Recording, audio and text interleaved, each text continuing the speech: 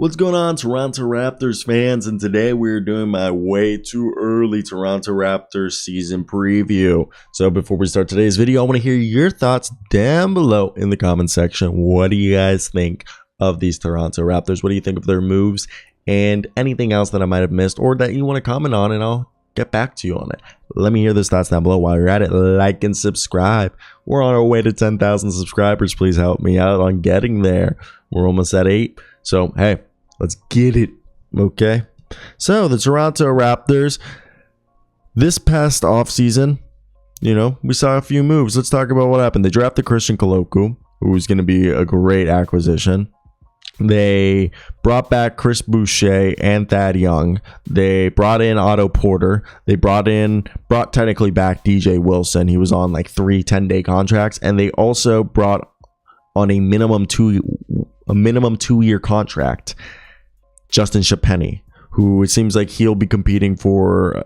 He has a better chance of getting a roster spot, but he will be competing for said roster spot with probably, if we look at who's currently on the roster and who will be at the bottom, there'll be a few people that they'll DJ Wilson, Delano Banton, Justin Shapeni, and I assume probably Armani Brooks are all going to be competing for one of those bottom of the roster spots, because currently on the roster right now they have 3, 6, 9, 12, 15 guys on the 16 guys on the roster without Colocu, 17. So 2 guys have to get cut.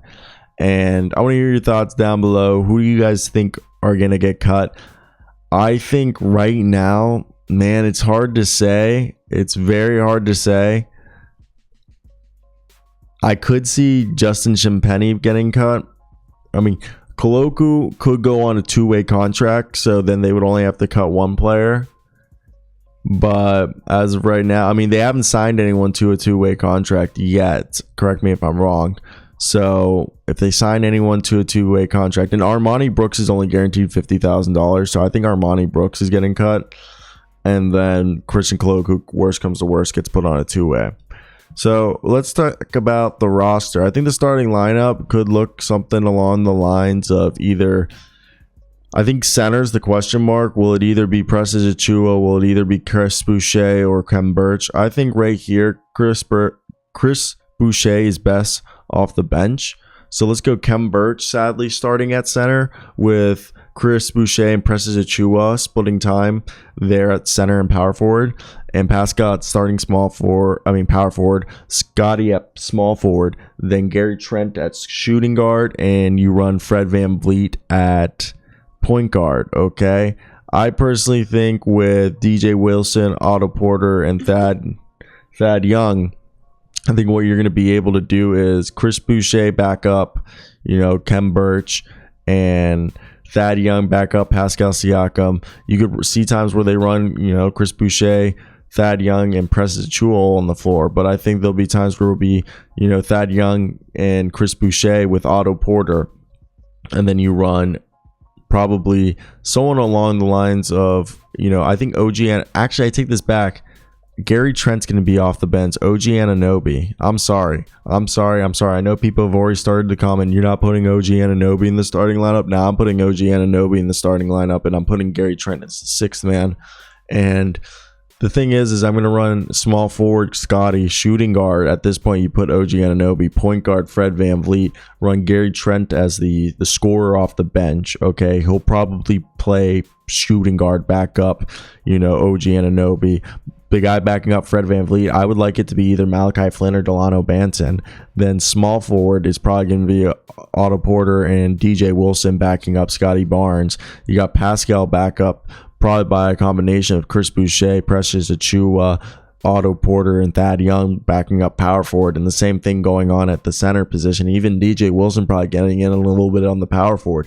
And then where does this leave Christian Colocu? I know it does make it a little bit hazy for us to understand where will Colocu be and how will he fit on this roster. I don't think that's something too much to worry about. I think everything there will work out fine, and we'll see, the team that people are hoping to see. But I will admit that I think the interesting part about all of this is understanding what the problem with the Raptors were last year. The Raptors staggered their minute and they had a 7-man rotation. Okay, they were last year playoff time. They were playing Fred VanVleet, Gary Trent, Scotty Barnes, Pascal Siakam, Chris Boucher, OG Anunoby, and Thad Young. Yeah, and yeah, did I say Chris Boucher, Thad Young? Yeah, and a little bit of Precious. They had like a 7 to 8 guy rotation, which isn't terrible, but the 7th and 8th guy were only getting like 10 minutes a night. I mean, their whole starting lineup was getting like 40 minutes. Pascal, Scotty, Fred, and all of them were getting like 40 minutes a night, and they were just drained. So, and there wasn't shooting off the bench. That's something they went in. There was no shooting off this bench. They went Svi Mikhailuk, brought back for a second year. Hopefully his jumper will fall. Then Precious Achiuwa was looking like a 3-point shooter. DJ Wilson's a 3-point shooter. Otto Porter's a 3-point shooter. Okay, and Justin Champagnie and Armani Brooks, both 3-point shooter. I mean, Christian Koloku, if they really need size, and that's also another thing that they addressed by getting Koloku, is like they need size. This is a team that doesn't have any size. And thankfully they did the right thing and they went out and got themselves size. But I will admit, not that I'm being pessimistic, I just think like, damn, this was a team that I was just surprised by their lack of getting another center. Like, I understand that they drafted Koloku, but am I wrong to think, like, and I know Nick Nurse, the best 3-point shooting coach in the NBA, is like loves length, and that's kind of what they're doing, is that they're going for this length thing. But I will admit, am I hesitant due to the fact that they don't have that much size? I mean, like size. They have length, but they don't have size, okay? And maybe I'm just completely wrong. And this is why I'm a guy just talking in my bedroom into a microphone and not actually an executive working the NBA. But at the same time, I feel like this is just a rational fear. If you're a Raptors fan and you're just looking at the roster, they could get out rebounded by a team that is able to have, a 6'10" power forward, or like a really good rebounding power forward like Jared Vanderbilt, just throwing a player out in there.